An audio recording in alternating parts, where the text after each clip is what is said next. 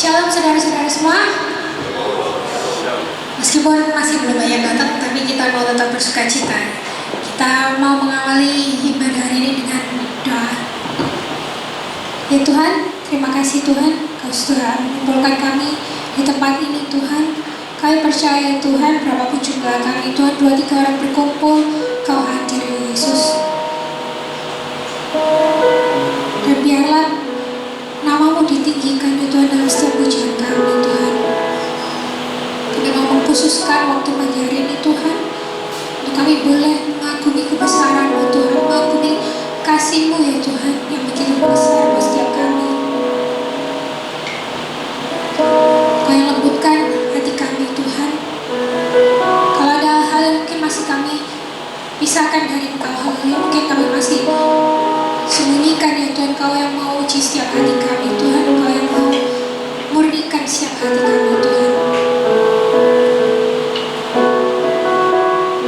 Yang berdoa itu buat saudara-saudara kami Tuhan, mereka dalam perjalanan ya Tuhan, supaya hadirat-Mu ya Tuhan juga mengurapi mereka Tuhan, sehingga mereka boleh berkumpul bersama kami dan memuji menyembah Nama-Mu ya Tuhan. Kami serahkan bagian dari ke dalam tangan-Mu, kami percaya Kau hadir dan bertahta di atas setiap pujian kami. Dalam nama Tuhan Yesus.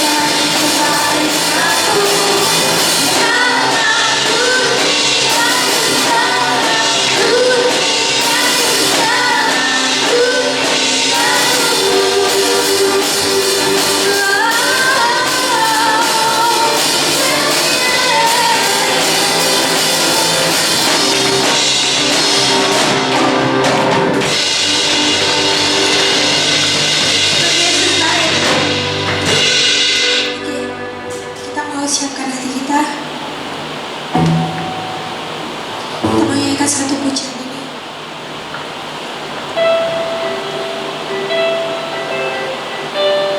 Pujian ini mengatakan bahwa setiap musim hidup kita Tuhan yang tahu. Dan apapun keadaan kita sekarang, Tuhan itu gak pernah memandang kita jelek. Tuhan gak pernah memandang kita buruk. Ketika semua orang di sekeliling kita mungkin tidak menganggap atau menganggap kita seorang yang buruk, tapi Tuhan Yesus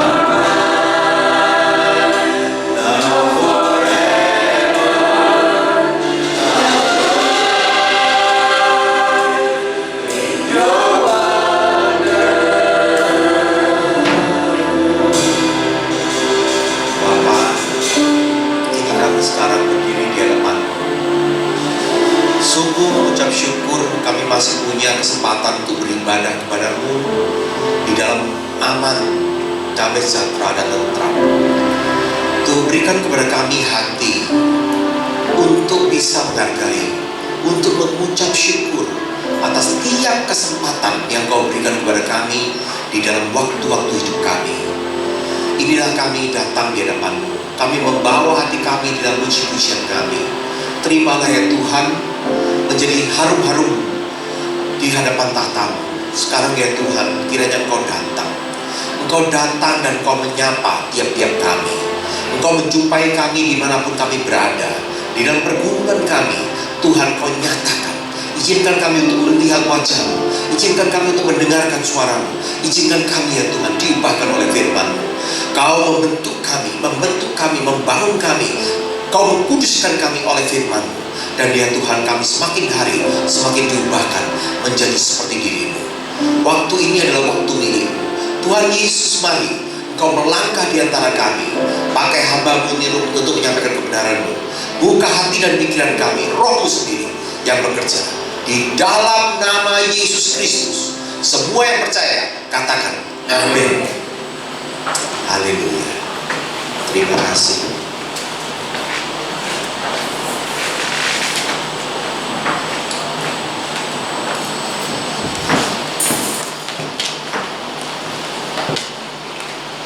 Selamat pagi.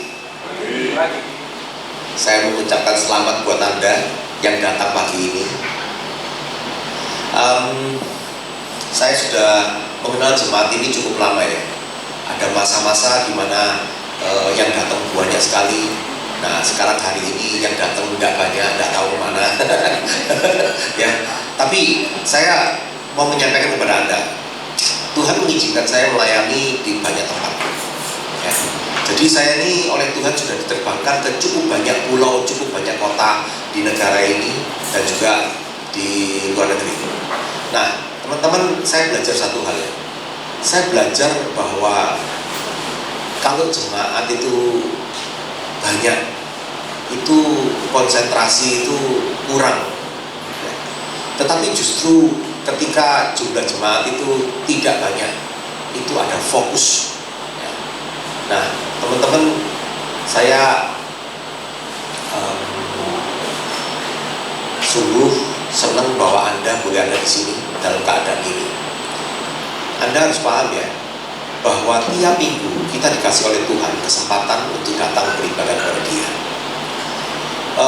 Memang terakhir kali ini ada sebuah tren yang luar biasa, khususnya dimulai dari gerakan Mega Church.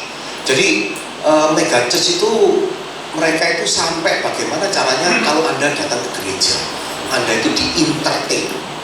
Dan jemaat itu menjadi sangat nyaman di gereja. Kenapa? Karena setiap kali mereka datang, mereka merasa mereka di-entertain, gitu ya. Nah, tapi sebenarnya ibadah itu hari Minggu itu bukan itu.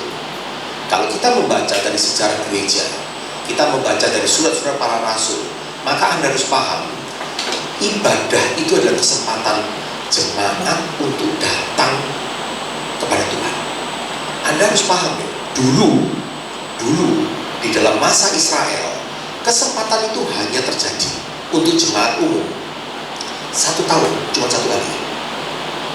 Anda harus paham tentang itu. Melalui gereja yang bisa dimulai dari apa itu masa diaspora orang Yahudi, tapi kemudian paling teguh oleh gereja itu menjadi acara mingguan. Dan kalau mau jujur, bahkan saudara kita yang Muslim itu akhirnya mewarisi tradisi kita. Mereka pun harus mingguan datang ke rumah ibadah. Silakan Anda pelajari sejarahnya, begitulah alur sejarahnya. Jadi kesempatan Anda kalau datang ke gereja itu sebenarnya bukan Anda untuk di-entertain. Kesempatan untuk Anda datang ngomong sama Tuhan, Tuhan, ini loh, aku datang di hadapan-Mu. Anda paham? Itu satu. Itulah ibadah. Dan yang kedua, Anda harus paham bahwa sejak gereja itu berdiri, maka kalau Anda membaca misalnya di dalam surat Timotius, Titus, ya, para murid Rasul Paulus, maka Anda memahami bahwa dari sejak awal gereja itu sangat penting sekali bahwa anak-anak Tuhan itu mendapatkan firman Tuhan. Anda harus memahami dan belajar firman Tuhan. Dua hal ini harus menjadi fokus ibadah minggu. Anda datang mempresentasikan diri Anda kepada Tuhan dan mencari Tuhan, Anda akan dijumpai Tuhan. Itu konsep pertama. Dan yang kedua adalah Anda harus belajar firman Tuhan. Aku terakhir kali ini seragam melenceng ya, tapi saya menceritakan kepada Anda apa yang sedang terjadi di dunia saat ini. You have to be careful. Ya, kita ini sekarang sudah masuk dalam masa AI, Artificial Intelligence. Lebih parah lagi, kita ini on internet itu rata-rata sekarang untuk orang Indonesia itu ada 5 jam per hari. Ini bukan main-main loh. Indonesia itu boleh dikatakan nomor 2 kalau ada nomor 3. Penduduknya itu hook on the internet paling lama. Teman-teman perhatikan baik-baik sama saya. Terakhir kali ini kan terjadi perang. Ada yang tahu perang yang geger yang paling ramai ini? Yaitu peristiwa ketika Hamas tiba-tiba menyerang Israel dan dalam 1 hari mereka membantai 1.400 manusia. Only one day. Beberapa dari antara mereka itu dibunuh dengan cara disiksa sampai mati. Ini sudah tidak usah dibahas. Tapi anehnya, Anda tahu, ada banyak yang membahasnya.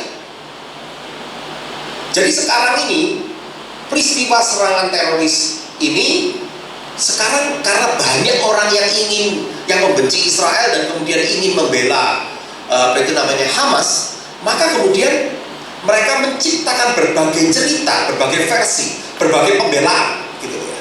Nah, Anda perhatikan baik-baik ya. Sekarang ini di internet, Anda mau platform apapun, maka Anda akan menemukan kurang lebih 2 informasi yang tidak sama. Faktanya itu satu, tapi cara mereka menggambarkannya itu bisa dilihat, itu ada 2 arus paling besar. Anda membela Israel, pihaknya Israel, atau Anda membela pihaknya Hamas. Lucunya, para pembela Hamas tidak mau ngomong ini Hamas. Mereka mengatakan ini Palestina. Ini ceritanya itu memang rada begitu. Nah, teman-teman, sedemikian dahsyatnya perang informasi ini sehingga media-media massa internasional yang terhormat itu mulai memunculkan mengenai hati-hati berita-berita palsu. Ya loh? Saya yakin Anda ini anak-anak muda yang pinter-pinter ini tahu ini bukan berita baru, Pak. Kalau Anda sudah tahu ini bukan berita baru, pernahkah Anda bertanya, setiap kali Anda membuka internet atau Anda membaca berita apapun yang Anda tidak alami sendiri, dari mana Anda tahu apa yang sedang Anda baca, informasi yang Anda dapatkan itu akurat? Bukan bagaimana orang ingin Anda berpikir tentang fakta itu. Tak jawab ya. Mungkin dalam apa yang kita baca ini, Anda hanya bisa percaya fakta itu cuma 10%. 90%-nya apa kata orang yang kepingin Anda mengikuti mereka. Anda tahu nggak? Di kitab hukum pidana, bagaimana kitab hukum pidana itu menggambarkan penipuan. Ini true story. Jika Anda menceritakan sesuatu tidak sesuai dengan faktanya, itulah penipuan. Jika Anda mempresentasikan sesuatu sebagai sebuah kebenaran padahal bukan begitulah faktanya, itu penipuan.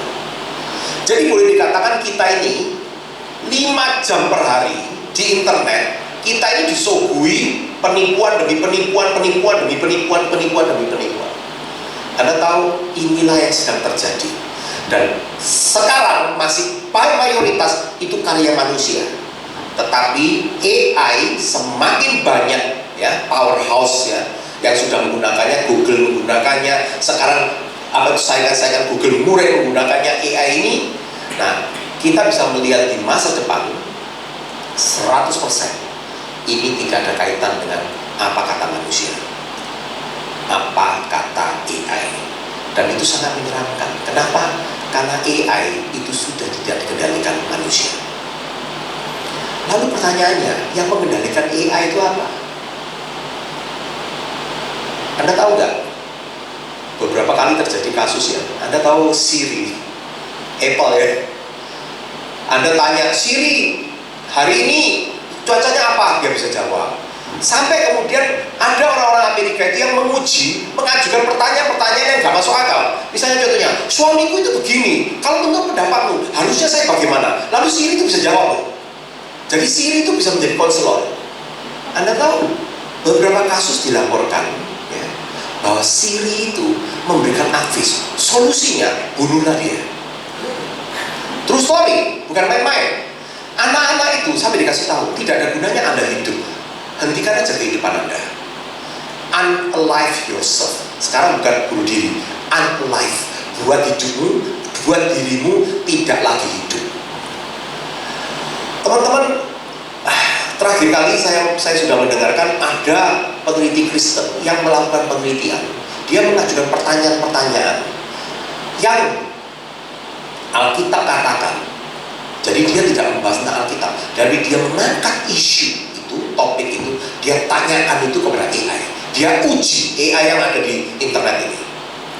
Dan dia sampai pada kesimpulan, AI ini semakin lama semakin jelas dikuasai oleh kuasa demonik. Teman-teman, kenapa saya perlu membahas ini? Ada apa kaitannya dengan ibadah? Karena semakin lama saya hidup, saya membaca banyak, saya mengalami pengalaman banyak, ketemu manusia dari yang istilah kalian ketemu bajingan, pelacur, sampai saya ketemu orang-orang yang terhormat, konglomerat, yang juga sebenarnya juga bajingan. Saya menemukan bahwa semakin saya memahami Alkitab, sejalan dengan usia saya menemukan bahwa apa yang saya baca di Alkitab itu adalah realita yang sebenar-benarnya. Terus nanti silakan Anda uji sendiri sepanjang hidup Anda.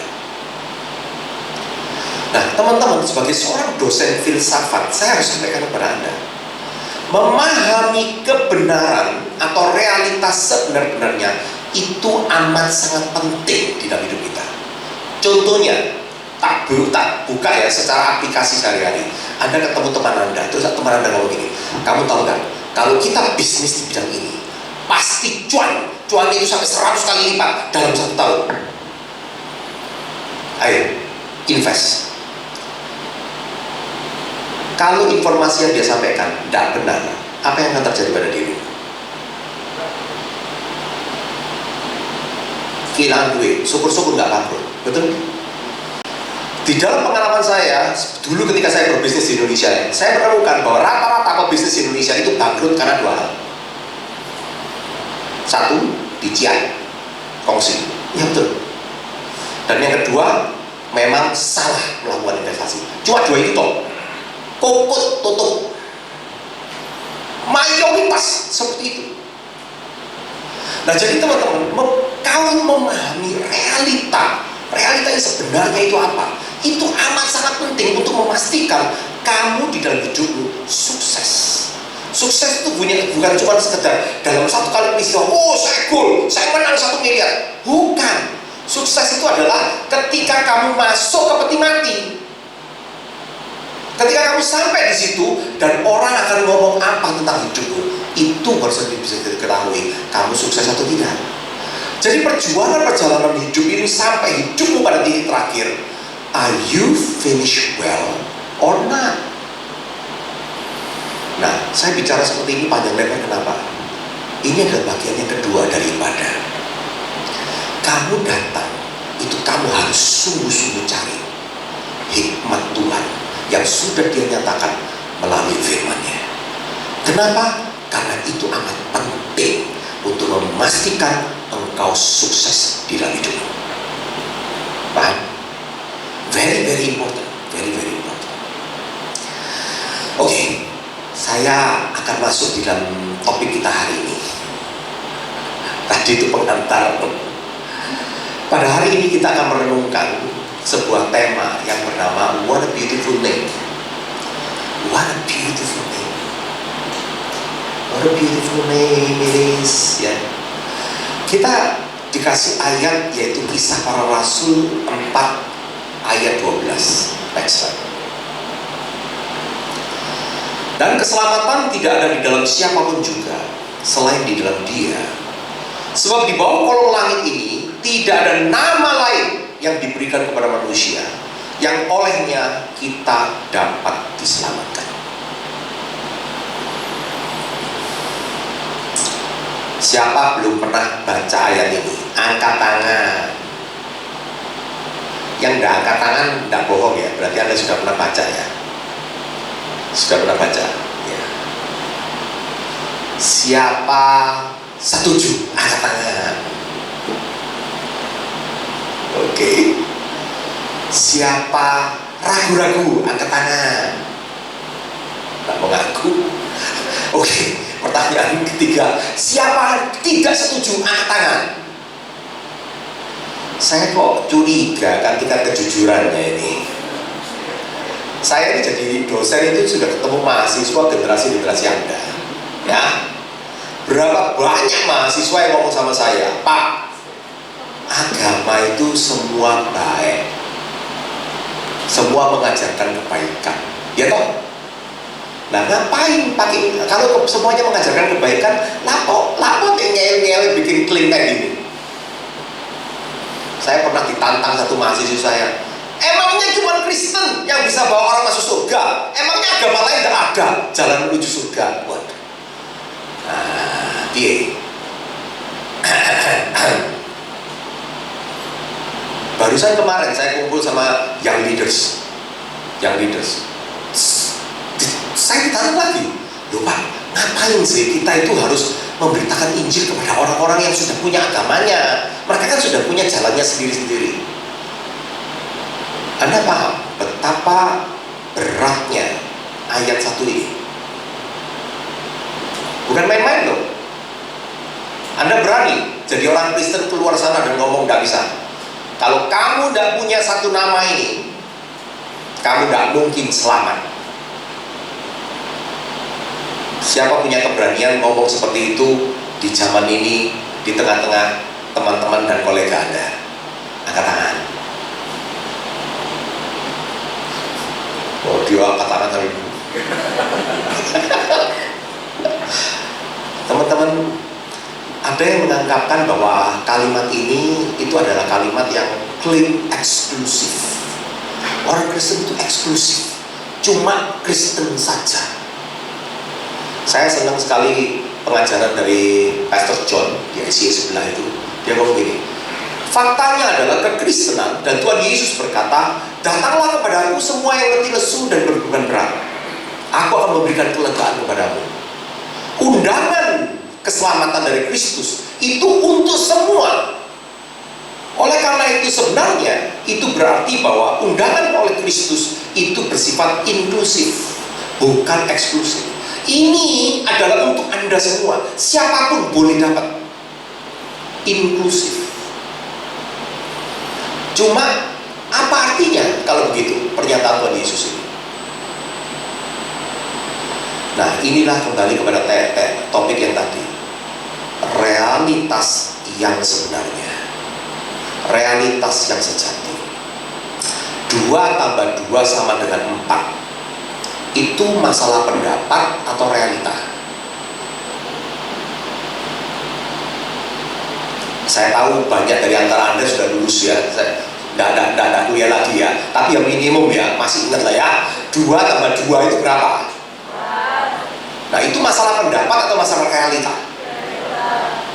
Nah, kalau Tuhan Yesus berkata, dan keselamatan tidak ada di dalam siapapun juga selain di dalam aku,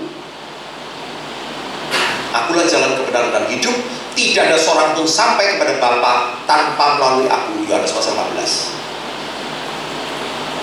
Kira-kira dia itu pendapat atau dia menyatakan realita apa adanya?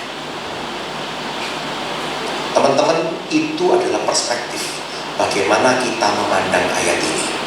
Apakah Alkitab itu menceritakan realita yang Anda dan saya itu belum tahu, karena kita belum melewati. Ketika kita melewati, itu sudah terlambat, karena kita tidak bisa kembali.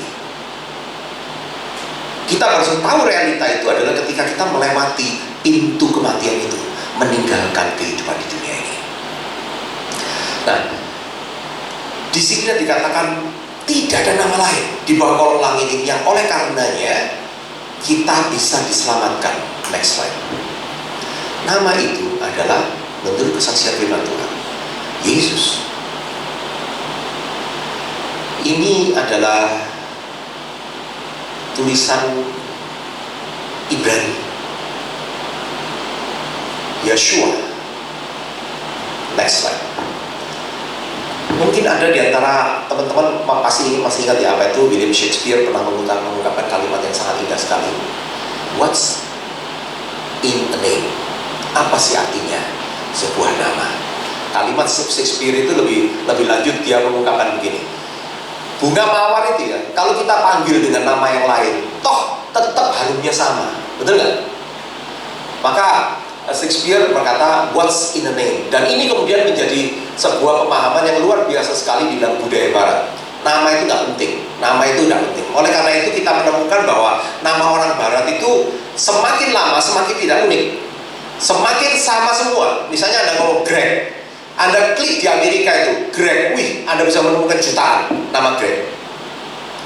Coba sampai family name-nya, Anda coba ya, kapan-kapan main-main ya, Anda membaca sebuah berita itu nama orang gitu ya, Anda ambil copy terus Anda klik di Google Image, klik nama itu, jadi nama depan dan nama keluarga, klik, Anda akan menemukan begitu banyak orang namanya sama tapi wajahnya beda. Itu mempengaruhi budaya Barat. Tapi apakah demikian budaya pada masa Alkitab ini ditulis? Apakah demikian sebenarnya budaya awal daripada manusia ini? Next slide please. Faktanya enggak. Siapa di antara Anda sudah punya anak? Turun angkat tangan. Heboh enggak memilih nama Anda? Di masyarakat Indonesia, masyarakat Timur, nama anak itu bukan masalah sepele. Orang tuanya milih luar biasa. Kalau perlu beli buku, ya toh, konsultasi, tanya pendeta, tanya orang pinter, tanya guru dan segala macam. Nama itu mengandung makna. Kenapa kok kita memilih nama anak kita dengan secara serius? Ini benar bagi masyarakat kita. Ternyata ini juga benar bagi tradisi bangsa Yahudi. Nama itu adalah doa orang tua untuk nasib dan masa depan anaknya. Jadi ketika anak itu lahir, kita kasih nama, Anda sadar atau Anda tidak sadar, Anda sedang mengucapkan berkat atau Anda mengucapkan kutuk untuk masa depan anak itu. Nama itu begitu penting. Sedemikian rupa sehingga di dalam Alkitab kita menemukan bahwa nama anak itu akan disesuaikan dengan kejadian-kejadian besar yang terjadi pada saat itu. Seperti contohnya ketika cucu dari Imam Eli lahir, maka nama anaknya sangat buruk sekali, yaitu mengandung makna kemuliaan Israel sudah pindah. Kenapa? Karena pada saat itu, karena dosa anak-anak Imam Eli, maka Allah menyerahkan anak-anak Imam Eli itu untuk mati dibunuh, dan tabut perjanjian Allah diambil dari bangsa Israel. Dan pada saat itu, istri dari anak-anak Imam Eli itu melahirkan anak, dan dia begitu stres sehingga dia mengucapkan kemuliaan Allah sudah meninggalkan Israel. Itulah arti daripada anak itu. Nah, teman-teman, kalau Anda perhatikan bahkan apa itu namanya, Tuhan Yesus ketika lahir, malaikat memberitahukan kepada Maria spesifik sekali, anak ini harus bernama Yesus, Yeshua. Nah teman-teman, nama Yeshua itu pada masa bait suci yang kedua, yang pertama itu dibangun oleh Salomo, lalu kemudian dihancurkan oleh Raja Nebukadnezar, lalu kemudian dibangun lagi sejak masa Esra, Yeremia, sejak masa Esra dan Nabi Hagai kembali, mulai dibangun. Dan akhirnya masa yang dikenal dengan nama masa periode Bait Suci Yerusalem yang kedua, itu tokoh yang paling berjasa untuk membangunnya menjadi sangat besar dan megah, itu justru adalah Raja Herodes yang jahat itu. Ya. Nah, di masa periode itu, maka nama Yesua itu adalah nama yang cukup populer. Nama itu sebenarnya datang dari Yosua. Nama Yosua sendiri di dalam bahasa Ibrani adalah Yehosua. Tapi kemudian ho-nya itu boleh dikatakan diambil, jadi disingkat menjadi Yeshua. Jadi aslinya Yesua itu adalah Yehoshua. Silakan Anda membaca kitab Yosua. Jadi ketika orang-orang Yahudi memberi nama anak mereka Yeshua, mereka itu mengingat tentang Joshua di masa perjanjian lama itu. Mereka mengingat akan kuasanya dia.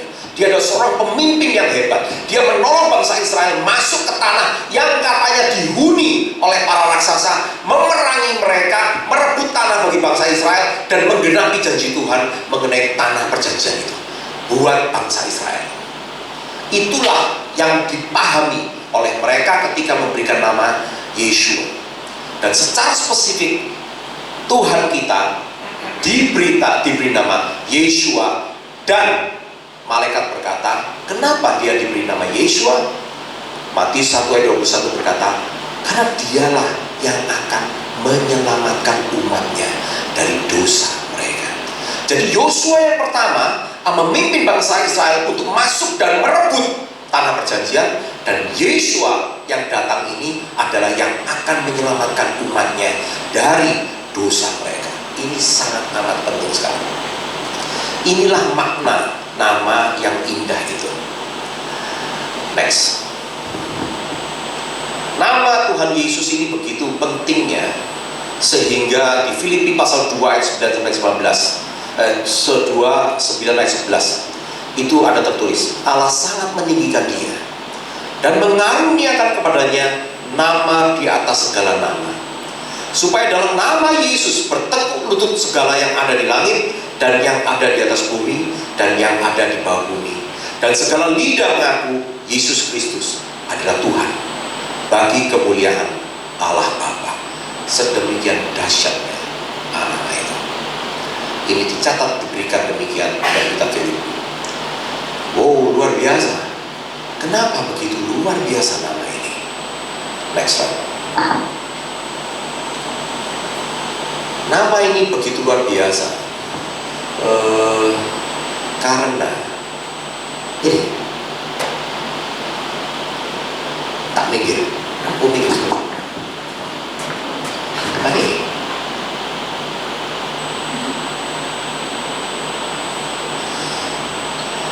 suatu saya pernah membaca kesaksian ya. Terakhir kali saya membaca kesaksian ini, orangnya bahkan mencantumkan nama dan alamat lengkapnya dia. Dan dia berani mencantumkan itu berarti taruhan nyawa.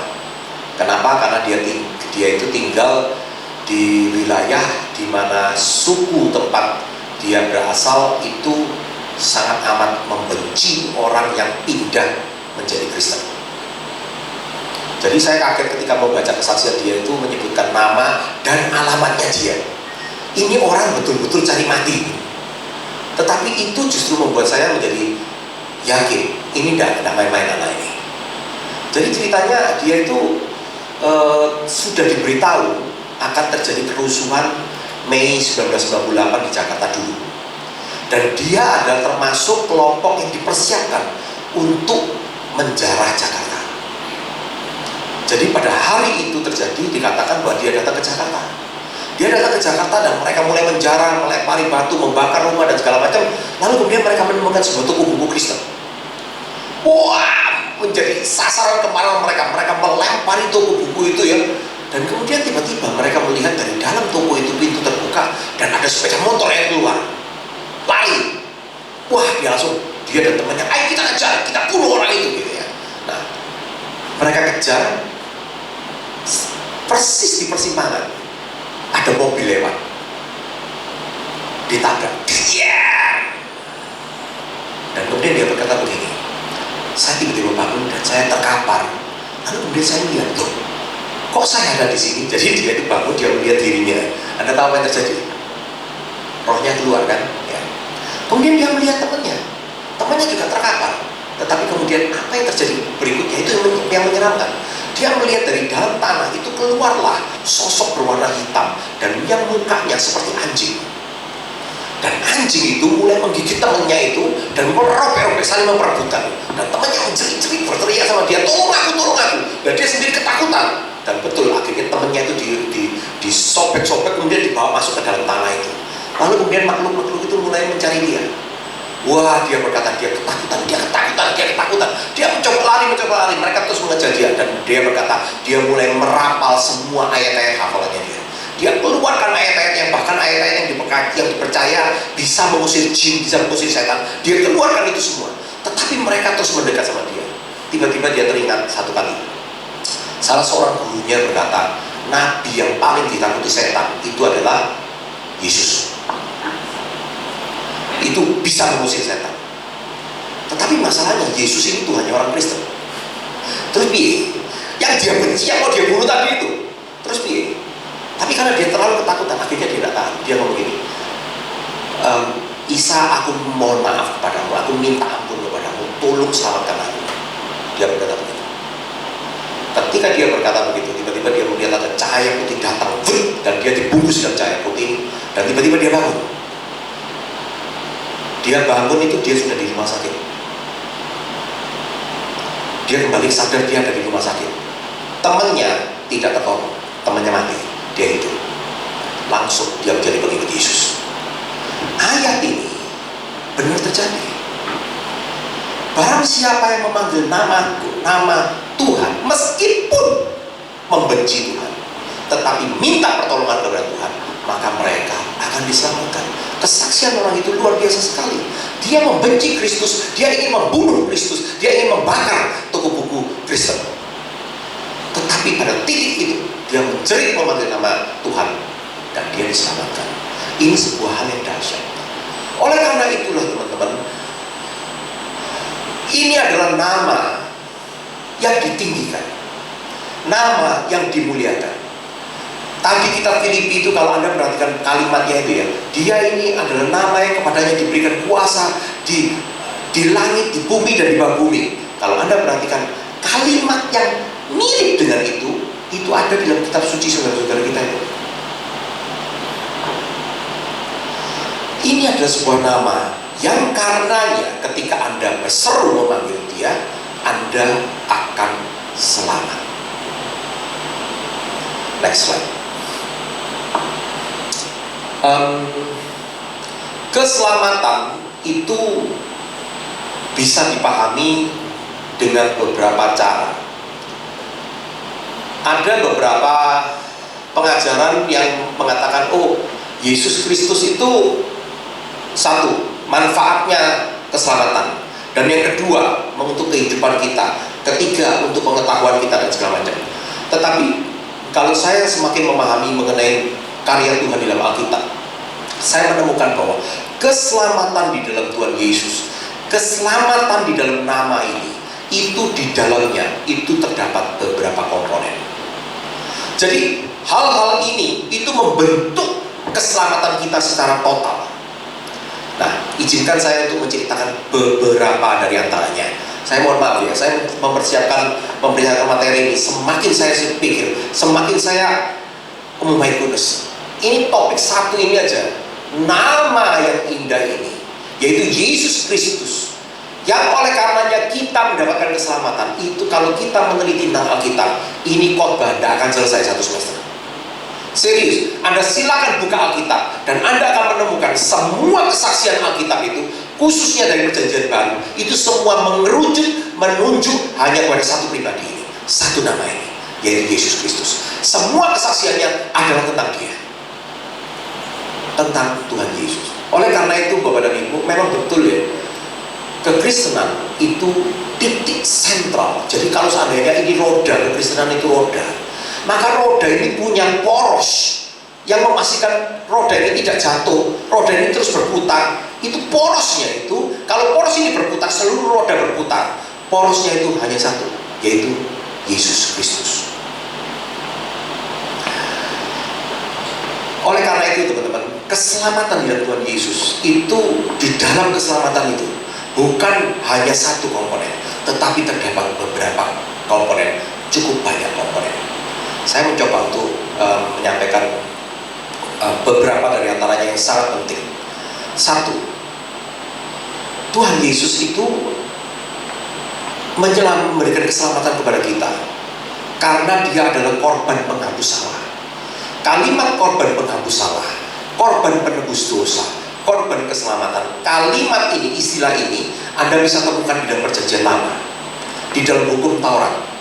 Teman-teman sekalian, Anda harus tahu ya, pada masa Perjanjian Lama Tuhan itu kasih tahu kepada Musa, setiap bangsa Israel, setiap pribadi dari umatku, bangsa Israel ini datang berdiri menghadap aku, maka mereka harus membawa korban penebus salah. Ini Anda harus paham, itu begitulah hukum Taurat. Kenapa demikian? Dalam kitab Roma 3:23 dikatakan, tidak ada satupun dari antara kita yang tidak berbuat dosa. Tidak ada. Di dalam pepatah yang umum di Indonesia ini adalah, tiada gading yang tanpa retak. Semua gading itu pasti ada retaknya. Demikian juga manusia, tidak ada manusia yang tanpa salah. Padahal Tuhan itu maha kudus, maha benar, maha suci. Ketika kita yang punya salah datang menghadap Tuhan, maka yang tidak kudus tidak bisa datang kepada yang maha kudus. Murka Tuhan akan datang kepadamu dan kamu akan mati seketika. Hal itu terjadi ketika, sebagai contoh ya, di dalam Perjanjian Lama itu terjadi ketika tabut perjanjian Allah itu kembali dari bangsa Filistin yang merebut dia. Maka Daud kepingin tabut ini kembali ke Yerusalem. Dia mencoba untuk membawanya, meletakkannya di atas kereta, lalu membawanya ke Yerusalem. Tiba-tiba ada lubang di jalan dan kereta itu oleng. Begitu kereta itu oleng, tabut perjanjian Tuhan itu geser. Seorang imam muda, kan dia tidak mau kekudusan Israel sampai jatuh ke tanah, dia langsung pegang. Dan begitu dia pegang, mati seketika. Itulah pemahaman betapa kudusnya Tuhan. Anda yang tidak kudus tidak boleh mendatangi kepada Dia. Saya mohon maaf ya, saya mengutip satu ayat Quran, surah 20 ayat 74. Barang siapa memiliki dosa, mereka tidak bisa menghadap Rabb-nya, penciptanya. Bagi mereka adalah neraka jahanam yang apinya tidak pernah mati. Nah, sebenarnya saya merenungkan ayat itu ya. Lalu siapa yang tanpa dosa? Karena kalimatnya sederhana, barang siapa ada dosa, mereka tidak bisa menghadap Rabb-nya. Jadi siapa yang tanpa dosa? Nah teman-teman, di dalam Perjanjian Lama, hukum Taurat, Tuhan sudah memahami hal ini. Dan Tuhan berkata, barang siapa mau datang kepada aku, maka dia harus membawa korban penebus salah. Kenapa? Karena hukuman atas dosanya akan ditimpakan kepada korban itu. Dan ketika korban itu mati, dia hidup. Siapa di antara Anda masih mengingat peristiwa Ishak hampir disembelih? Masih ingat? Seharusnya yang mati kan Ishak. Tapi Tuhan berkata kepada Abraham, jangan kau bunuh anak itu, aku menyediakan korban penggantinya, yaitu domba jantan itu. Ketika domba jantan itu mati, maka anak manusia itu tidak mati. Itulah yang menjadi prototipe atau menjadi ilustrasi apa yang Tuhan akan lakukan. Tuhan mencintai kita, Tuhan tidak ingin kita mati. Oleh karena itu Dia akan memberikan korban penghapus salah, dan itu adalah Yesus Kristus. Teman-teman, permisi tanya ya. Next slide. Kalau seandainya ada orang punya hutang sama Anda, lalu siapa pernah kasih hutang sama orang?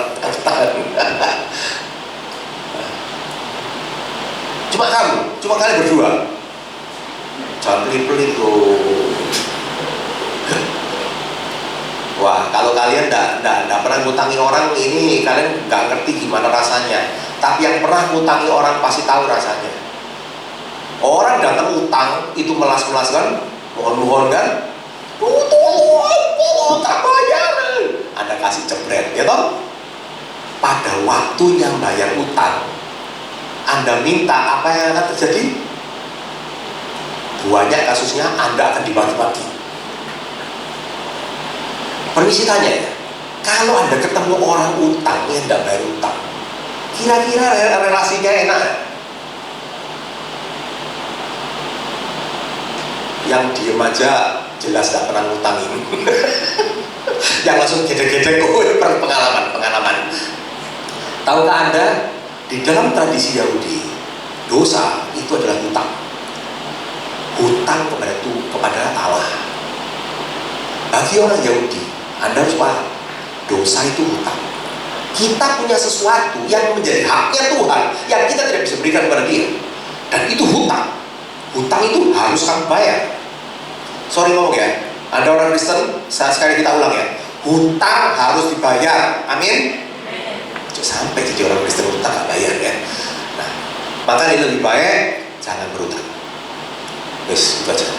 Nah, teman-teman, dosa itu adalah hutang. Bagaimana Anda menyelesaikan hutang? Anda berhutang karena Anda bisa bayar hutang, betul? Kalau Anda bisa bayar hutang, Anda tidak berhutang, betul? Nah, kalau Anda berhutang, gimana caranya bayar hutang?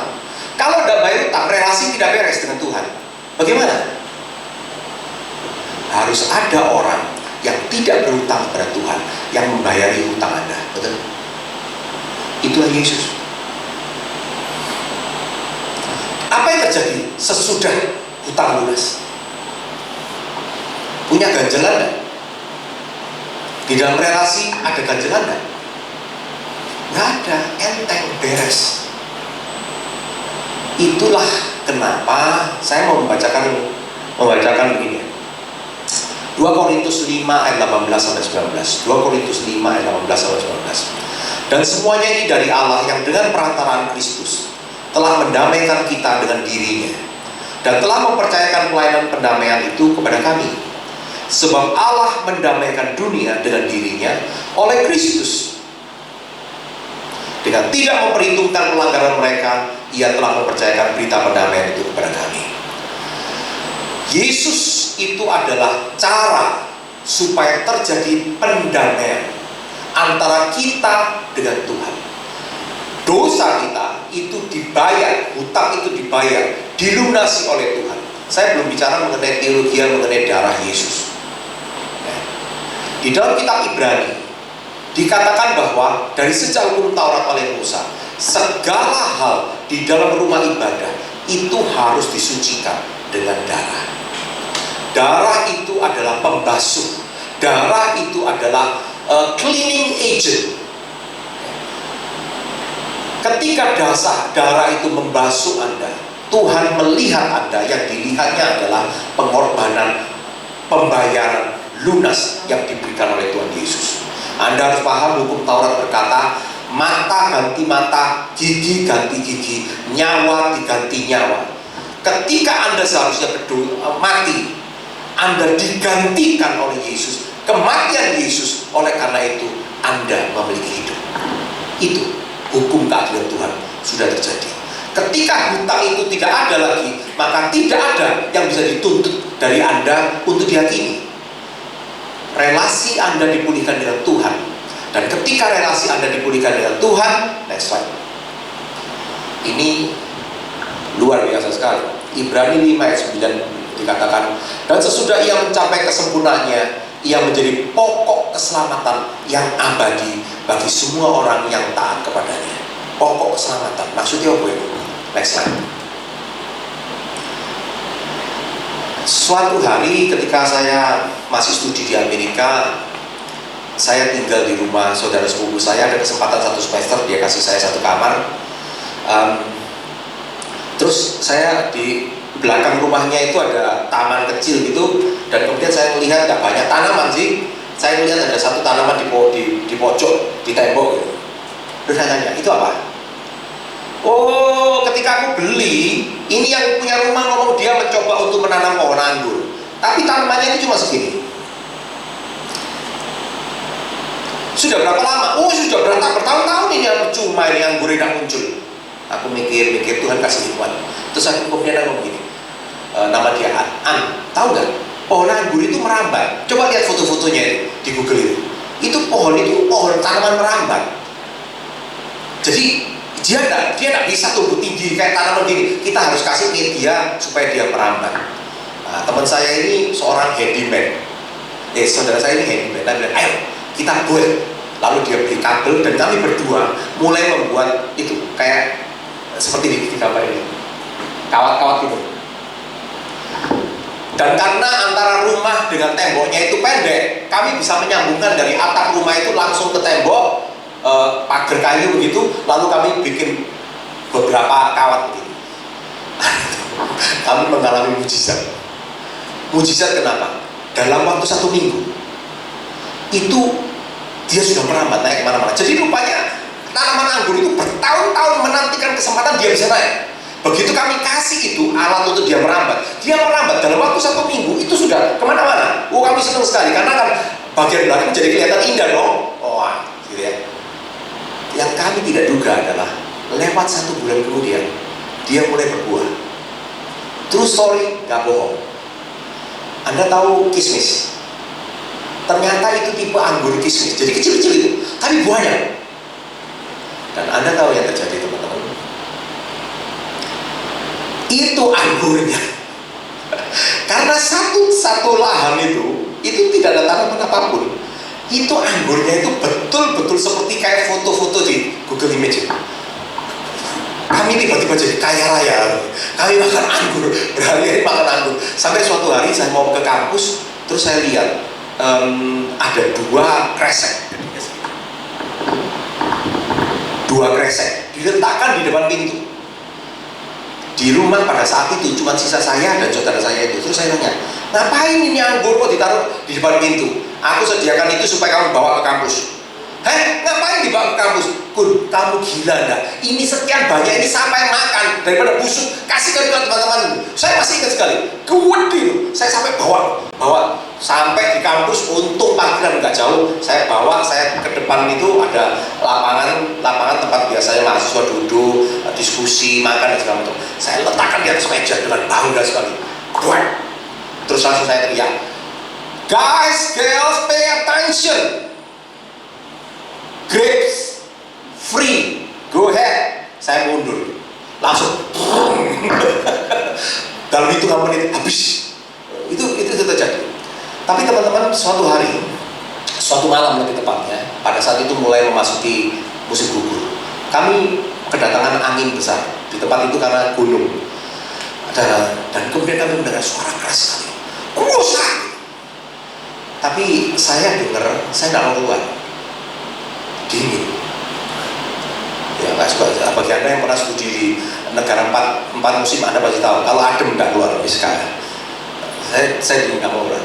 Nah akhirnya besok pagi kami melihat, ternyata karena angin itu begitu besar dan pohon itu sudah cukup berat, salah satu dari kabel itu putus. Saya dan saudara saya melihat, wah gimana nih, ya berarti harus ditanyakan lagi. Oh iya, tapi saya terburu-buru ke sekolah, dia terburu-buru ke kantor. Nanti sore kita beresin. Kita pergi. Pada saat sore kami kembali, kami kaget sekali. Anda harus tahu, ini akan kemana-mana ya, kemana-mana itu hijau semua. Tetapi ada satu bagian, satu string gitu ya, yang cukup panjang, itu sudah menjadi coklat, kering dan mati. Just like that. Pada saat saya melihat peristiwa itu, saya teringat perkataan Tuhan Yesus ini. Akulah pokok anggur dan kamulah ranting-rantingnya. Barang siapa tinggal di dalam aku dan aku di dalam dia, ia berbuah banyak. Sebab di luar aku kamu tidak dapat berbuat apa-apa. Barang siapa tidak tinggal di dalam aku, ia dibuang keluar seperti ranting dan menjadi kering. Kemudian dikumpulkan orang dan dicampakkan ke dalam api, lalu dibakar. Kelihatan itu sangat kontras sekali. Jadi Anda bayangkan kami keluar gitu ya. Ini semuanya hijau, bertengger. Lalu kemudian ada satu bagian yang coklat kemana-mana. Dan ketika kami mencari kok bisa ya jadi coklat, kami melihat ternyata dia terputus ketika kabel itu putus. Hanya satu ini terputus. Pagi kami tahu, pada saat sorenya kami sudah melihat dia sudah menjadi kering, coklat, dan mati. Semua itu kemana-mana itu sudah putus semua karena ada satu yang lepas dari pokoknya. That's it. Saudara-saudara sekalian, Yesus itu menjadi keselamatan. Bukan hanya dia menebus dosa kita, tetapi Yesus itu menjadi pokok dari kehidupan kita, yang memberikan kepada kita hidup. Selama kita connect ke dia, hidup kita terus menghasilkan buahnya. Ada banyak buah-buah yang akan terjadi, yang dihasilkan dari hidup Anda seumur hidup Anda, selama Anda connect dengan Tuhan Yesus. Itu adalah keselamatan yang Tuhan berikan kepada kita. Sekali Anda terputus, Anda akan mati. Saya mohon maaf ya, saya memperhatikan cukup banyak ya orang-orang yang meninggalkan iman kepada Tuhan. Saya kok gak melihat hidup mereka jadi lebih baik. Mohon maaf ya, mereka mengatakan bahwa mereka itu pintar, mereka itu hebat, tapi kemudian kita tunggu beberapa tahun, kok hidup mereka seperti itu ya. Salah satu dari yang terakhir, yang paling tragis ini, Anda tahu yang sering kali maki-maki kekristenan di YouTube itu. Yang terakhir kali dia menimbulkan kontroversi, yaitu dia sengaja Alkitab ditaruh di pantatnya dia, lalu dia ngentut ya. Anda masih ingat itu? Dalam waktu 1 bulan dia mati. Dan sesudah itu kita tahu bahwa ketika dia hampir mati, di dalam sakitnya dia minta kepada anaknya yang masih mengikuti Tuhan supaya berdoa, memanggil nama Yesus buat dia. Saya tuh pikir, aduh, sama ya orang-orang seperti ini. Saya bukan marah, saya tuh kasihan. So teman-teman, Anda melihat di dalam nama ini ada keselamatan. Keselamatan itu bukan hanya satu kali ketika dia mati bagi kita, tetapi kehidupan dia mengalir di dalam kita, dan kita pun menjadi hidup. Kita menjadi tanaman yang menghasilkan buah, dan buah itu begitu memberkati banyak orang. Next slide. Oh sorry, ini aja.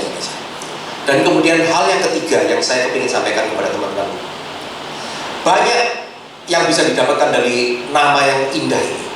Saya cuma ingin menceritakan kepada Anda awal perjalanan hidup Anda, di mana Anda bersama dengan Tuhan, Anda mengalami perjalanan road or journey to glory, dan kemudian ketika tiba saatnya masa tugas Anda di bumi ini selesai.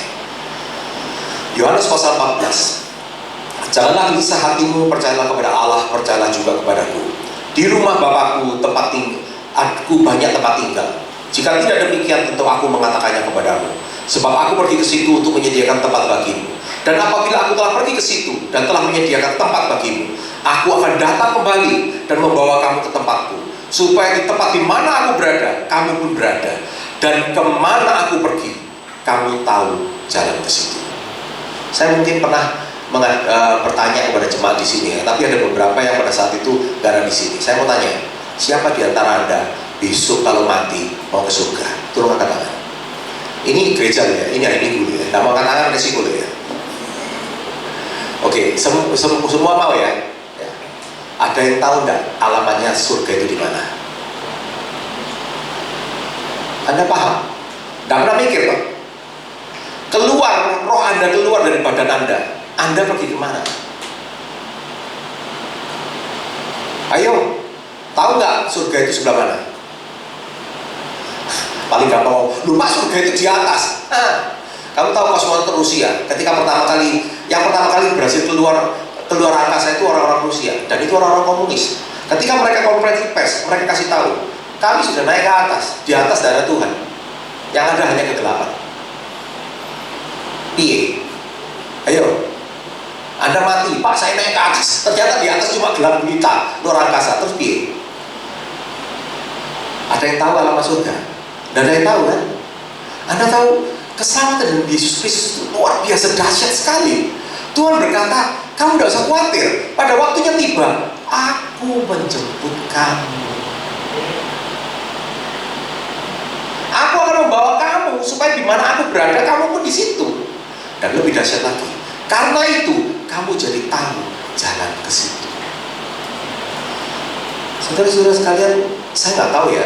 Selama saya mempelajari tentang agama, kayaknya saya belum pernah ketemu ada Tuhan yang seperti Tuhan Yesus ini. Nggak ada yang mau seperti itu.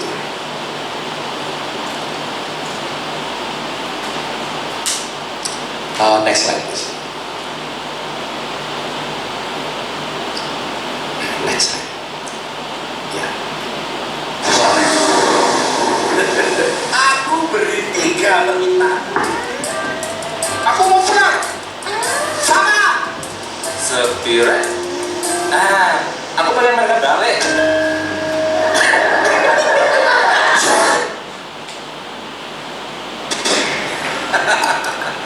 Mas, kangen aku.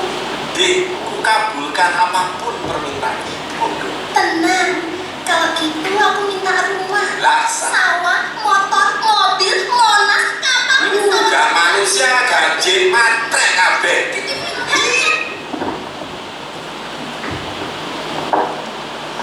Anda tahu nggak kenapa kok manusia sepanjang sejarah di dalam semua kebudayaan selalu datang mencari Tuhan? Mau Tuhan mereka itu seperti apa terserah, selalu mencari Tuhan. Karena ini tadi,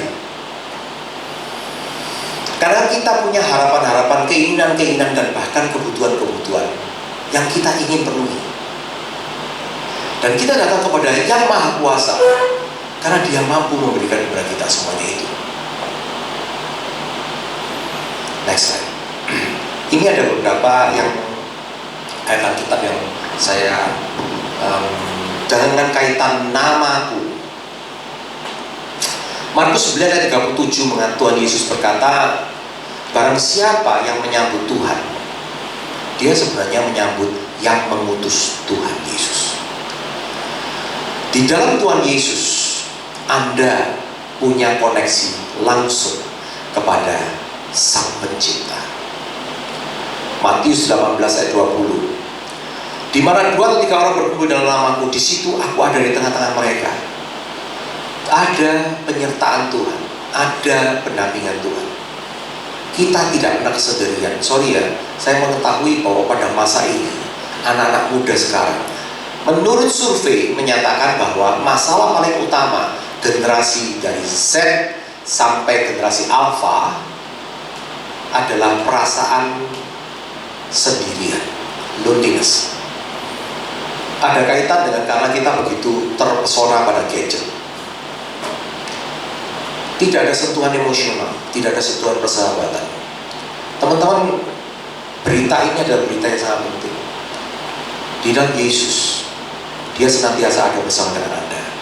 Dia tidak meninggalkan Anda. Markus 16 ayat 17. Tanda-tanda ini akan menyertai orang-orang yang percaya. Mereka akan mengusir setan-setan demi namaku. Mereka akan berbicara dalam bahasa-bahasa yang baru bagi mereka, dan selanjutnya. Saya mau tanya ya, siapa di antara Anda merasa setan takut sama Anda? Anda punya kuasa untuk nyuruh-nyuruh setan.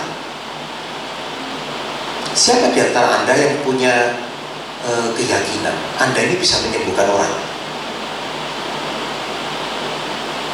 Siapa yang bisa di antara Anda yang merasa bahwa saya ini punya kuasa loh, saya ini bukan orang lemah loh, tapi saya ini punya kuasa. Anda dengan perkataan Anda, dengan sikap dan perilaku hidup Anda, itu mampu merubah realitas. Saya beritahu kepada Anda, firman Allah berkata, Anda bisa. Seorang hamba Tuhan pada saat itu bercerita, pada saat dia bercerita dia sudah menjadi pendeta senior, tetapi dia berkata pada kejadian itu terjadi, dia masih barusan keluar dari seminari. Siapa di sini ada mahasiswa praktek dari Jati? Ada ya? Ya. Nah, jadi Anda tahu perasaannya, baru keluar dari seminari. Ya toh? Nah, pada saat itu kejadian di rumah salah satu keluarga dia, itu pembantunya kerasukan setan. Jadi ini pembantu teriak-teriak sampai seluruh kampung datang dan mereka tidak tahu, mereka sendiri ketakutan. Lalu kemudian ini saudaranya ini, aku kan punya saudara yang hamba Tuhan. Terus dia pun, kamu ini kan hamba Tuhan, ayo datang ke sini, ini usir setan ini. Kalau Anda jadi orang itu gimana rasanya? Dia cerita, aku ini takut, tapi karena aku tidak mau mempermalukan Tuhan, dia bilang gitu. Jadi aku datang aja. Sorry ngomong ya, ini wanita, jadi bukan pria loh. Satu kampung aja takut masuk satu kamar dengan orang itu. Ini terus kemudian wanita ini masih muda, barusan keluar dari seminar ini. Ayo, kamu kan hamba Tuhan, usir setan ini. Dia cerita sama saya. Pada saat dia cerita, dia sudah jadi pendeta senior. Dia bilang, aduh Bun, aku tuh takut, aku tidak ngerti gimana, tidak pernah ngusir setan, ketemu setan aja sudah takut. Dia bilang, tapi terus, gimana ya? Terus dia ingat, aku mau ingat-ingat itu ada dulu kelas di seminar cara pengusiran setan. Wah, terus dia praktekkan. Ditongking, tidak boleh duduk, tidak boleh diajak bicara, tongking. Setannya nurut. Terus story, dia sampai ngomong, kok bisa ya? Setannya pergi begitu saja. Teman-teman, Anda menyadari nggak? Ada kuasa yang sangat besar yang Tuhan berikan kepada Anda di dalam nama Yesus Kristus.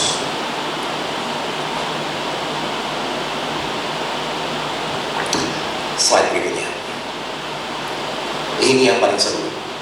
Yohanes 14 ayat 13 sampai 14. Dan apa juga yang kamu minta dalam namaku, aku akan melakukannya, supaya Bapa dipermuliakan di dalam Anak. Jika kamu meminta sesuatu kepadaku dalam namaku, aku akan melakukannya.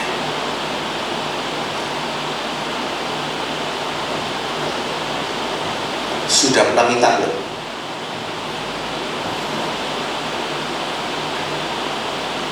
Percaya? Atau ya lek Tuhan ngasih, puji Tuhan, dan ngasih ora apa-apa. Itu kebimbangan. Yohanes 14 ayat 26. Tetapi penghibur, yaitu Roh Kudus, yang akan diutus oleh Bapa dalam nama Anda memanggil nama Kristus, maka Roh Allah sendiri akan datang pada diri Anda, dan Dia akan tinggal bersama-sama dengan Anda, menyertai Anda, memimpin Anda, menghibur Anda. Yohanes 16 ayat 23. Aku berkata kepadamu, sesungguhnya segala sesuatu yang kamu minta kepada Bapa akan diberikannya kepadamu dalam namaku. Pertama engkau minta kepada Yesus, itu Yesus melakukannya. Sekarang kamu minta kepada Bapa, karena engkau minta di dalam nama Yesus, engkau akan menerimanya. Ya, saya tahu, saya yakin Anda juga tahu, ada pengajaran yang lebih dalam mengenai hal ini. Tetapi saya di sini menunjukkan kepada Anda betapa dahsyatnya nama Yesus itu. Next slide. 2 Korintus 1 ayat 19 sampai 20. Perhatikan kalimat ini ya. Sungguh-sungguh perhatikan. 2 Korintus 1 ayat 19 sampai 20. Karena Yesus Kristus anak Allah yang telah kami beritakan di tengah-tengah kamu, yaitu olehku dan oleh Silwanus dan Timotius, bukanlah ya dan tidak, tetapi sebaliknya, di dalam Dia hanya ada ya. Sebab Kristus adalah ya bagi semua janji Allah. Itulah sebabnya oleh Dia kita mengatakan amin untuk memuliakan Allah. Di dalam Kristus tidak ada ya, mungkin tidak. Oleh karena Kristus Yesus, semua janji Allah adalah ya bagi kita.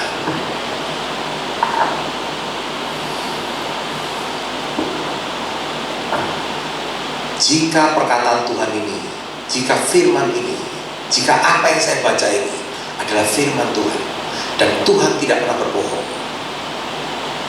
kira-kira Anda paham gak betapa dahsyatnya apa yang menjadi bagian kita oleh karena nama Yesus? Dia menjadi pokok dari keselamatan kita. Di dalam Dia kita cukup. Corrie ten Boom, anak dari seorang ahli arloji pada zaman Perang Dunia Kedua. Keluarga itu kaya berkecukupan. Tetapi ayah Corrie melihat bagaimana orang-orang Yahudi dianiaya tanpa dasar. Dia memutuskan untuk menolong beberapa orang-orang Yahudi itu, menyembunyikan mereka di atap rumah mereka. Tapi kemudian mereka dikhianati. Maka orang-orang Nazi Jerman datang dan orang-orang Kristen yang simpatisan Yahudi ini diambil. Mereka disiksa. Anda tahu Corrie ten Boom itu sampai pada saat dia masuk itu dia masih baru menginjak masa remaja. Dia dan kakak perempuannya sampai diperkosa juga di kamp konsentrasi itu. Ayah ibunya meninggal, kakaknya meninggal, hanya dia yang selamat.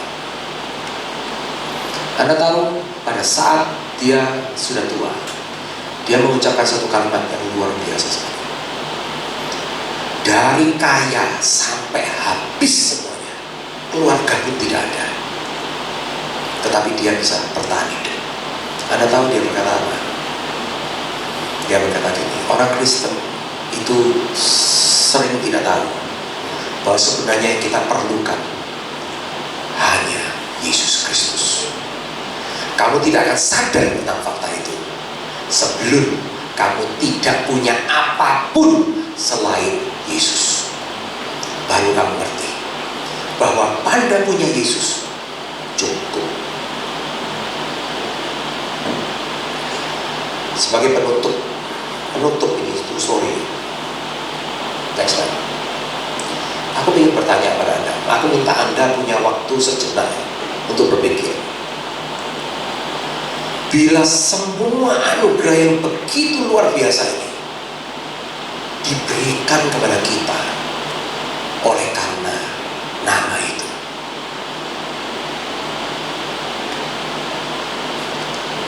apa yang akan menjadi respon Anda kepada Dia? Jangan melihat aku. Serius, sekarang saya kembalikan ke Anda.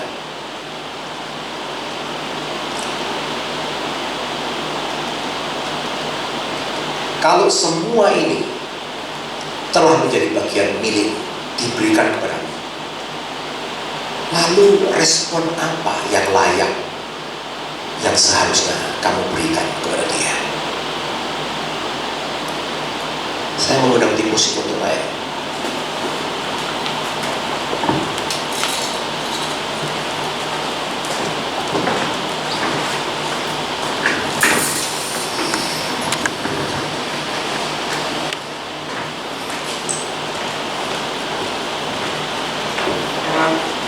Adakah di antara Anda yang berkata, aku mulai dari sekarang akan hidup mengucap syukur selalu kepada Dia, meskipun hari-hari tidak menyenangkan, tapi aku mau mengingat apa yang sudah Dia berikan kepada aku mau mengucap syukur. Adakah di antara Anda yang akan berkata, mulai dari sekarang aku mau memberitakan tentang Dia, aku mau supaya semua orang tahu betapa indahnya nama itu, betapa berkuasanya nama itu? Ada nggak di antara Anda yang mungkin hari ini mau berkata, aku mau memberikan seluruh hidupku buat Tuhan, karena aku tahu semua yang aku punya itu dari Tuhan.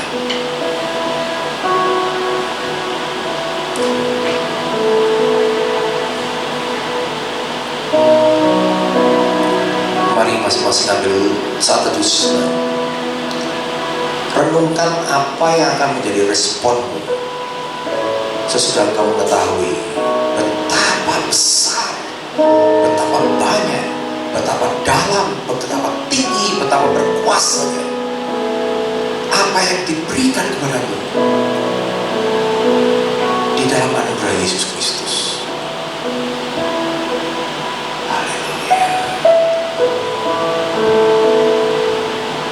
Aku minta sebagai hamba Tuhan, kalian saat ini juga untuk berkata dan berdoa kepada Tuhan Yesus. Apa yang menjadi responmu? Apa yang menjadi jawabmu? Jangan hanya mendengar semuanya ini. Engkau menerimanya, engkau menikmatinya, lalu engkau membalikkan punggungmu dan engkau meninggalkan dia begitu saja. Berikan responmu.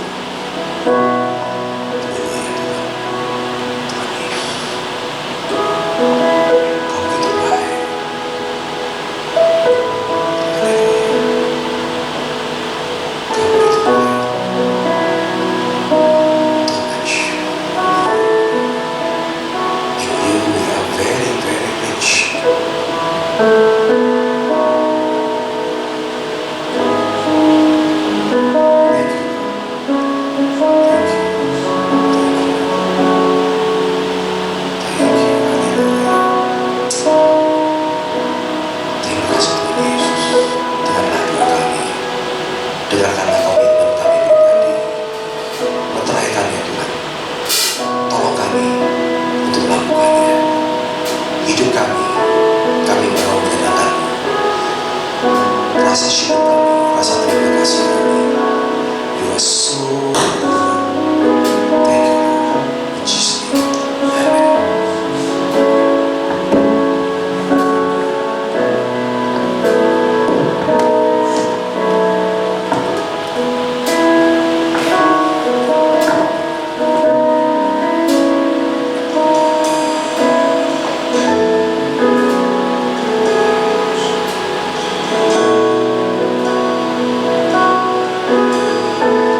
Mari kita sekalian bangkit berdiri dan kita menanggapi firman Tuhan dengan menyanyikan sebuah lagu, Kau yang terindah.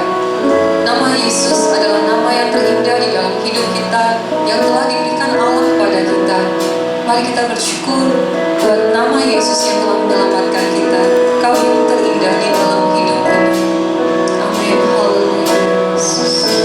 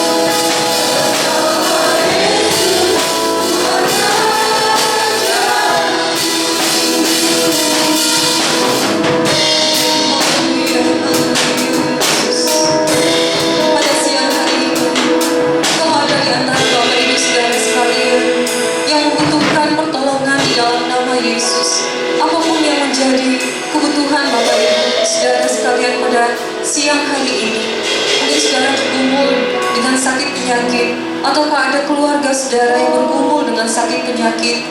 Nama Yesus lebih tinggi daripada semua sakit penyakit, dan nama Yesus adalah nama yang berkuasa yang sanggup menyembuhkan kita sekalian. Jikalau ada, saya minta Bapak Ibu Saudara bisa mengangkat tangan, dan kita akan berdoa untuk keluarga, untuk saudara sendiri yang mungkin mengalami sakit. Dan jika ada juga pada pagi hari ini yang mengalami permasalahan, yang membutuhkan pertolongan Tuhan, yang khawatir akan masa depannya, yang mempunyai permasalahan di dalam pekerjaannya atau studinya, Bapak Ibu Saudara bisa mengangkat tangan dan kita akan berdoa bersama-sama. Amin. Saya akan berdoa untuk Bapak Ibu Saudara sekalian. Tuhan, Kau melihat setiap tangan yang terangkat kepadamu ya Tuhan, karena mereka percaya bahwa nama Yesus adalah nama di atas segala nama. Dan memang benar demikian ya Tuhan. Engkau sudah menyatakan kuasa-Mu ketika Engkau masih hidup di dalam dunia ini. Dan bahkan sampai sekarang ketika Engkau duduk di sebelah kanan Allah di surga, Engkau pun tetap mengadakan mujizat-mujizat di dalam kehidupan anak-anak-Mu. Karena Engkau adalah ya untuk semua janji Allah bagi kami sekalian yang percaya kepadamu. Mari Tuhan, Kau ulurkan tangan pengasihan-Mu. Engkau menjamah mereka yang sakit. Engkau menolong Tuhan, membukakan jalan bagi mereka yang membutuhkan jalan keluar. Engkau menambahkan hikmat kekuatan daripada-Mu ya Tuhan. Engkau memberkati setiap orang-orang yang membutuhkan pertolongan-Mu ya Tuhan, sehingga mereka sungguh boleh mengalami kuasa nama Yesus yang ajaib di dalam kehidupan mereka masing-masing. Terima kasih Tuhan, kami percaya Tuhan, kami menerima janji-Mu dengan iman di dalam nama Yesus. Tuhan, kami berdoa untuk Pak Kun yang sudah menyampaikan firman-Mu. Engkau memberkati hamba-Mu, Engkau pakai hamba-Mu lebih lagi Tuhan di dalam pelayanannya, di dalam mengajar ya Tuhan sebagai dosen. Engkau memberkati Tuhan melalui kehidupannya. Ada para mahasiswa, para dosen yang lain, staf yang lain, mereka juga boleh percaya kepada nama Yesus yang menyelamatkan. Berkati keluarganya dan berkati pelayanannya. Terima kasih Tuhan, di dalam nama Yesus kami berdoa bersyukur. Amin. Bapak Ibu Saudara sekalian, silakan duduk. Saya serahkan kepada Henry.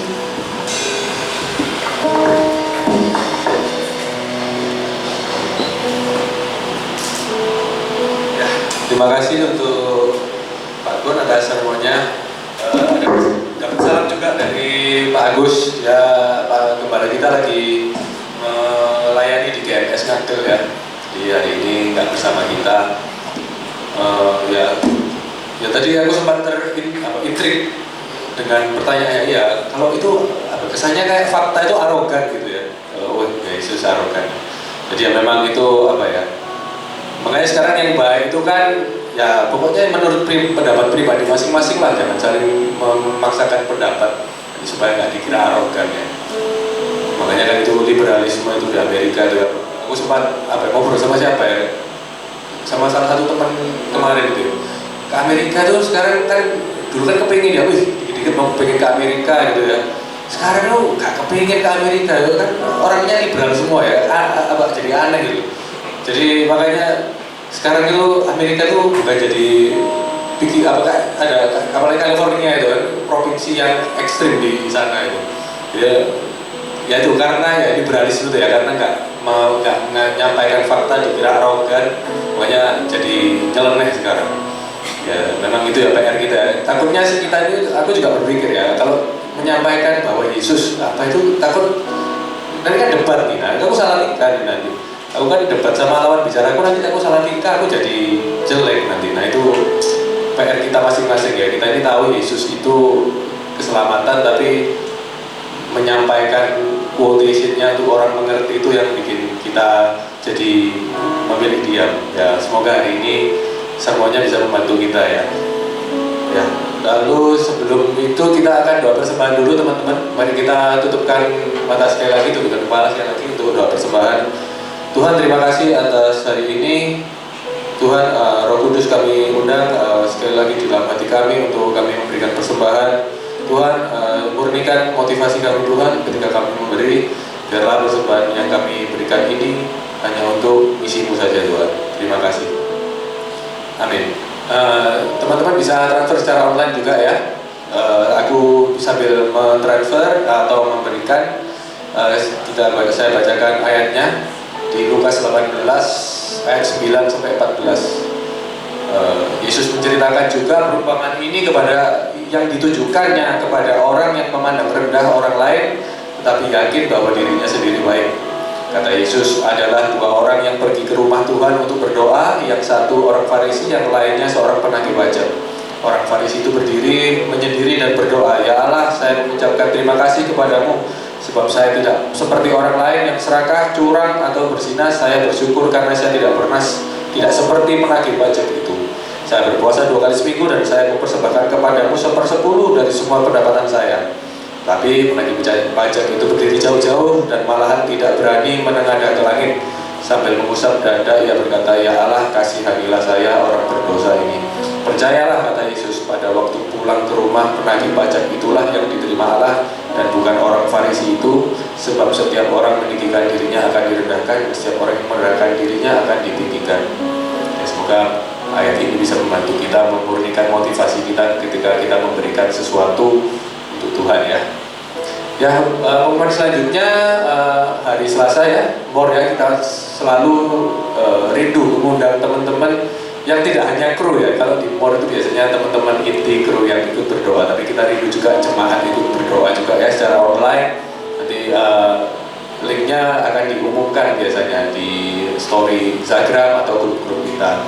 Lalu KTB selalu ada ya, setiap hari Kamis KTB umum ya, di barat ada 2 dan di timur ada 1. Tapi mungkin ini yang di barat 2 yang di Geraha itu kan teman-temannya lagi liburan semua tuh, banyak yang liburan KTB Geraha ini. Jadi mungkin KTB barat 2 dan barat 1 akan digabung ya Kamis ini. Jadi akan digabung. Jadi bagi yang biasa di Geraha rumahnya David bisa ke Jabung, nanti mungkin ke rumahnya Hendy biasanya ya. Lalu KTB mahasiswa juga ada ya hari Sabtu. Kemarin juga ada KTB mahasiswa ya, kita undang hari Sabtu jam 6:30 malam, betul kan? Ya, 6:30 malam hari Sabtu ya, mahasiswa kan biasanya sibuk ya kalau weekdays, nah kita undangnya di weekend. Dan juga kita nggak lupa selalu ingin mengundang, mengajak teman-teman itu bisa mengundang apa ya, rekan-rekan kita yang sudah punya anak, atau bagi kita yang sudah punya anak nggak apa-apa, kita ada Sunday School ya di lantai 6. Jadi kita ini bukan kaum muda lagi sebenarnya guys, kita ini udah kaum nggak terlalu muda. Jadi kita undangkan, ini kebaktian umum, bukan kebaktian muda lagi, ini sudah kebaktian umum.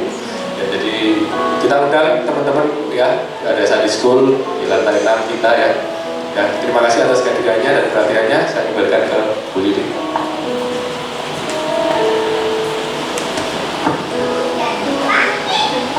Puji Tuhan. Terima kasih buat Bapak Ibu Saudara sekalian yang sudah memberikan waktu untuk hadir dalam ibadah pada pagi hari ini. Saya percaya bahwa kita sekalian diberkati pada waktu kita datang bersekutu bersama-sama di dalam rumah Tuhan. Kita juga menguatkan saudara-saudara seiman, kita bisa hadir dan melayani karena setiap kita diberikan anugerah oleh Tuhan, talenta oleh Tuhan, dan diberikan juga kesaksian pertolongan Tuhan yang bisa saling menguatkan.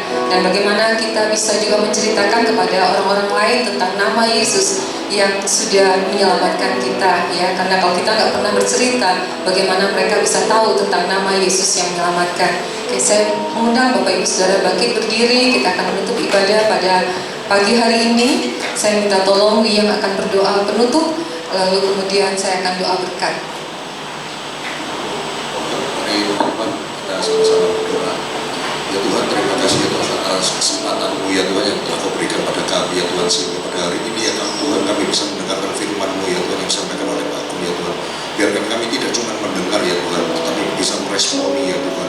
Dan dengan itu ya Tuhan kami bercokol pada pokok anggur yang tepat ya Tuhan, sehingga kami bisa berbuah ya Tuhan. Dan dalam kehidupan kami ya Tuhan, orang-orang bisa melihat Kristus ya Tuhan. Kami bisa menjadi garam dan terang-Mu ya Tuhan di tempat di mana kami berada ya Tuhan. Terima kasih, dalam nama-Mu kami berdoa dan mengucap syukur. Bapak Ibu Saudara sekalian, mari kita mengangkat tangan dan menerima berkat Tuhan. Tuhan memberkati dan melindungi engkau. Tuhan menyinari engkau dengan wajah-Nya dan memberikan engkau kasih karunia. Tuhan menghadapkan wajah-Nya kepadamu dan memberikan engkau damai sejahtera. Kiranya nama Yesus menjadi menara yang kuat, di mana engkau akan berlari dan engkau akan menemukan keselamatan di dalamnya. Dan beritakanlah nama Yesus, nama yang indah di dalam hidupmu. Terimalah seluruh berkat Tuhan ini hanya di dalam nama Bapa, Putra dan Roh Kudus. Amin. Jadikan aku indah. Jadikan aku indah. Engkau padaku indah.